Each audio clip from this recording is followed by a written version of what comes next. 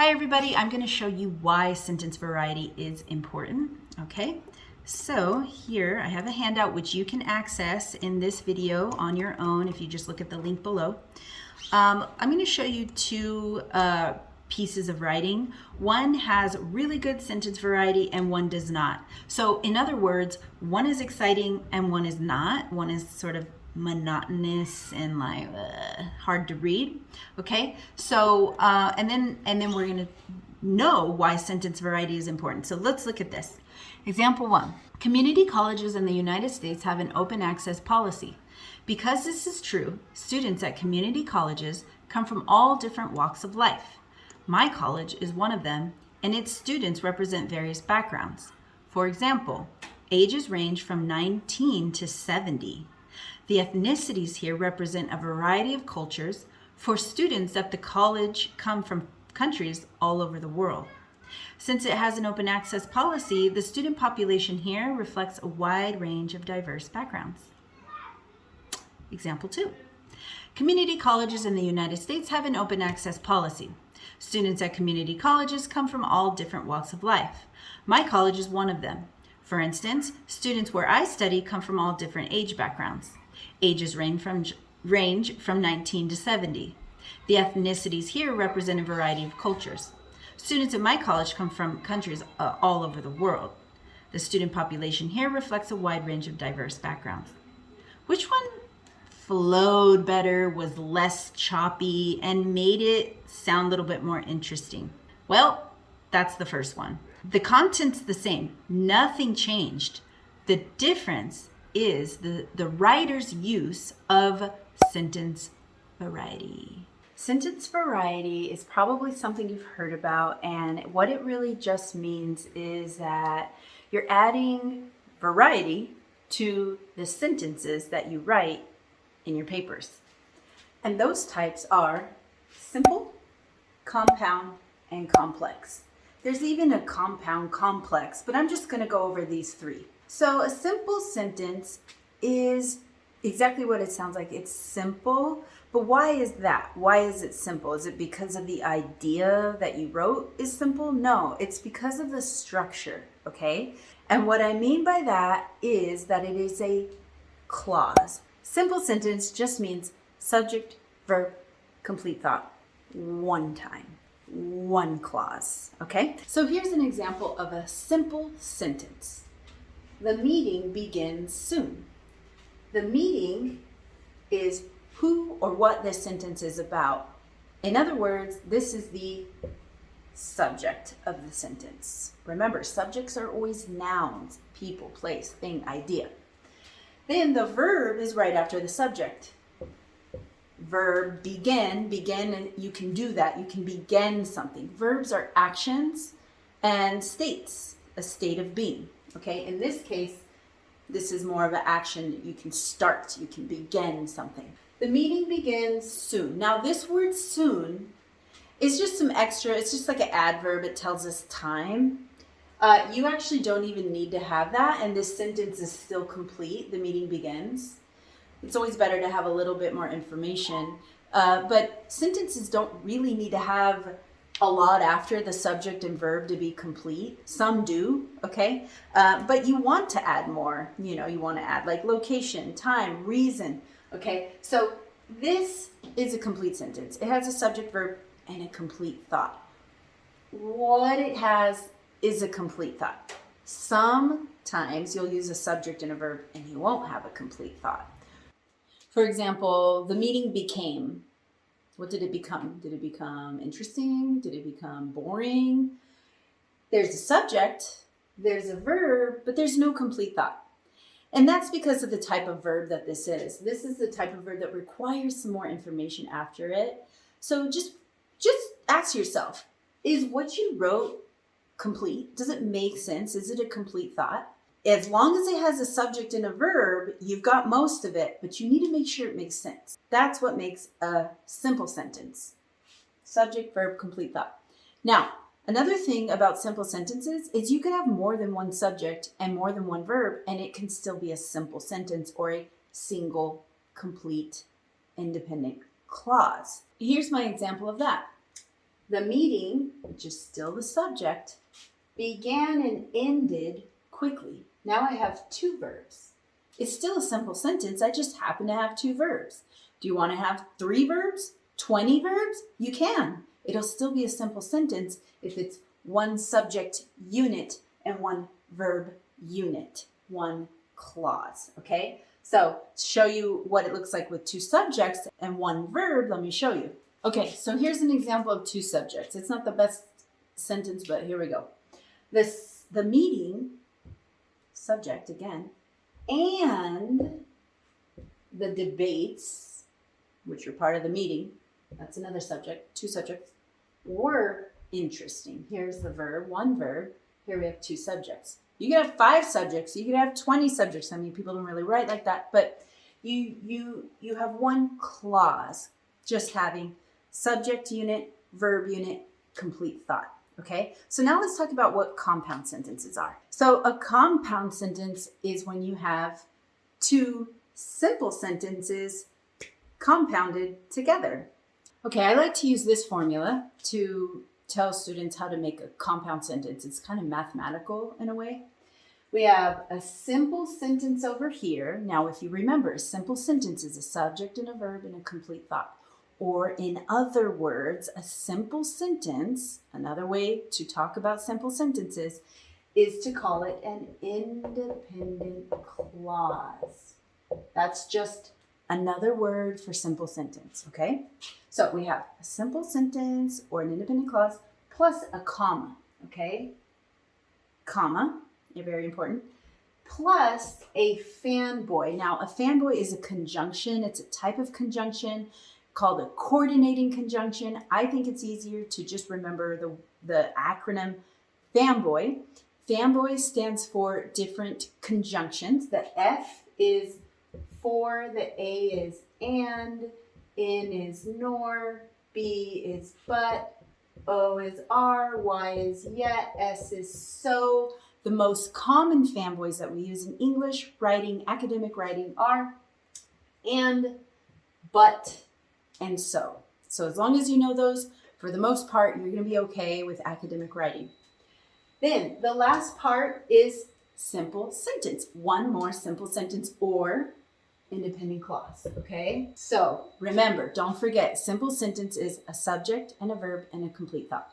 So here you have a subject, verb, complete thought, plus a comma and one of those conjunctions and another subject, verb, complete thought. So let me give you an example. Here's an example. We have the meeting, which is the subject here of the first simple sentence. The meeting began, there's the verb, quickly.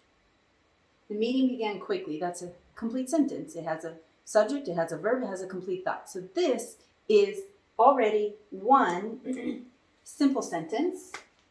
I'm just going to circle that and point to this part. It's the first simple sentence of the formula, or it's the first independent clause of the formula. The meeting began quickly. Comma, don't forget the comma. But, that's the fanboy I chose here, okay? But shows contrast. We use these compound sentences a lot when we want to show contrast or when we want to add or show cause and effect. In this case, I'm showing a contrast from this sentence to this sentence. So let's look at the second part, okay? It ended slowly. It is the subject of the second simple sentence. Ended is the verb, it's the action here. It ended slowly. That's a complete thought. It ended slowly. Makes sense, okay? So that is the second simple sentence or independent clause of that compound sentence. We have a compound sentence. So let me just say, compound sentences are great. We use them when we want to add information or again, we want to contrast or want to show cause and effect or lots of other things, show options, okay? But what we're doing when we use one of these fanboys in a compound sentence is we're saying that things are equal. These things have equal weight. This is equal in weight to this. They're equal, okay? So compound sentences are really nice when you want to show equal weight on both sides. Let's talk about complex now. A complex sentence has a simple sentence in it, or a clause, an independent clause in it, but it's complex because it also has another type of clause within it, and I'm going to call that a dependent clause. Now remember, if you want to learn about clauses, I have another video on that, but let me explain here. Okay, so let's look at this formula. We have an independent clause at the beginning of the sentence, of the complex sentence. Now remember, an independent clause is just another way, a fancy way, of saying simple sentence. That means independent clause is really a simple sentence. We know that. So that's the first part, all right? After that, we have a was-bit. A was-bit is a type of connector, transition, conjunction, and it's different from fanboys. We talked about fanboys for compound sentences, whereas with a was-bit, you're creating unequal weight, okay? So these conjunctions are subordinating. They make whatever comes after them go down.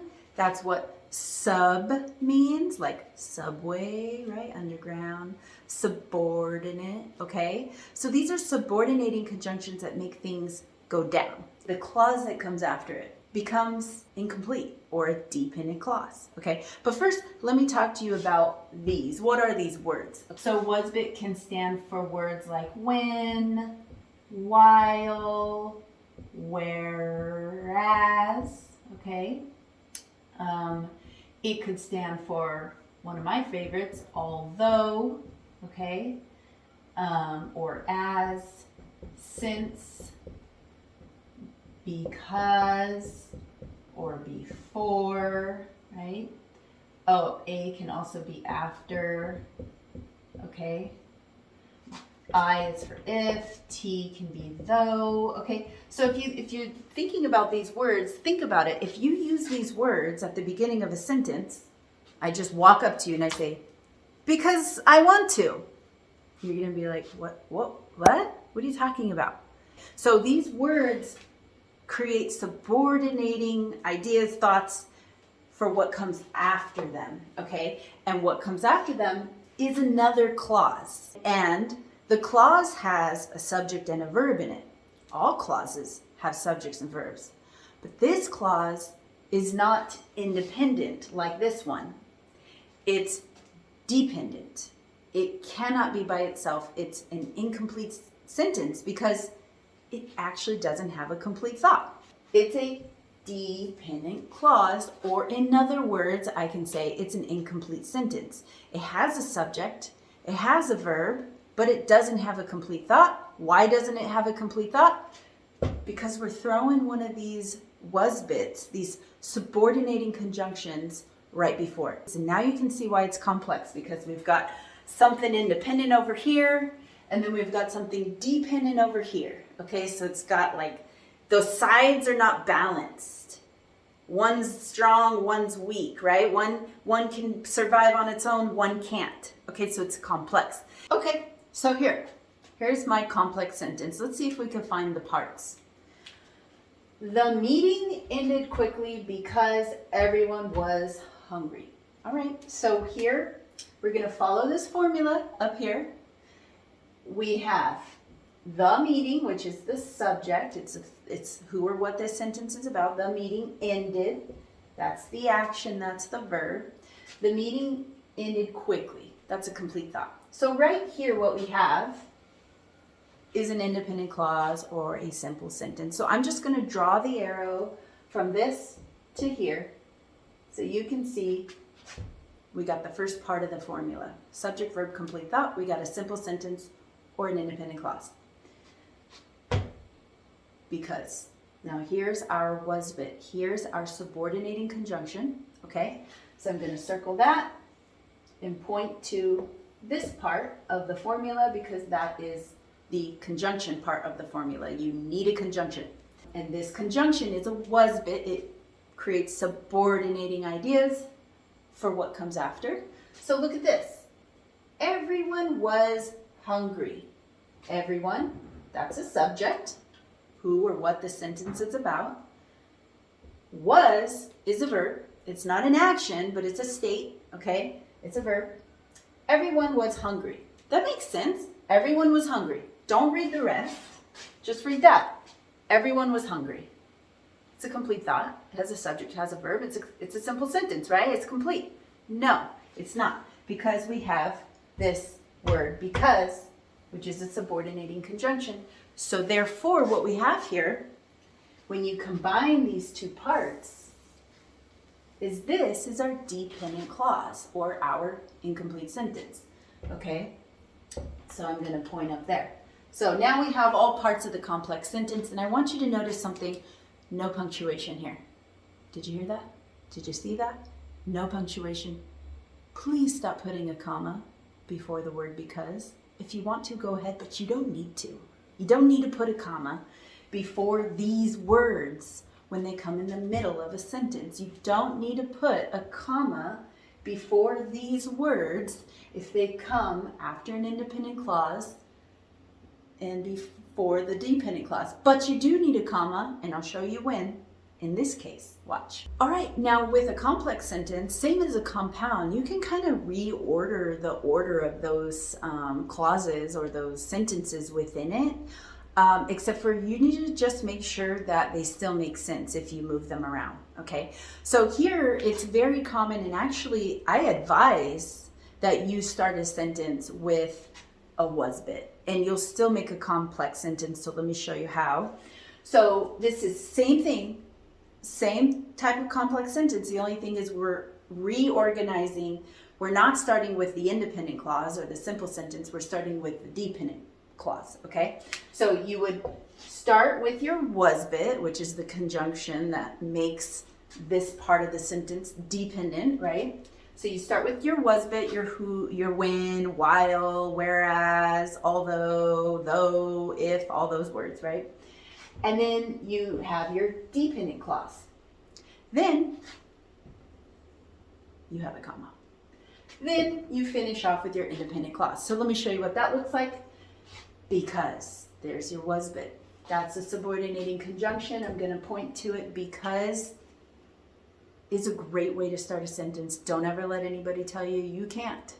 The problem with starting a sentence with because is that sometimes people will put a period after this part, which you can't do, okay?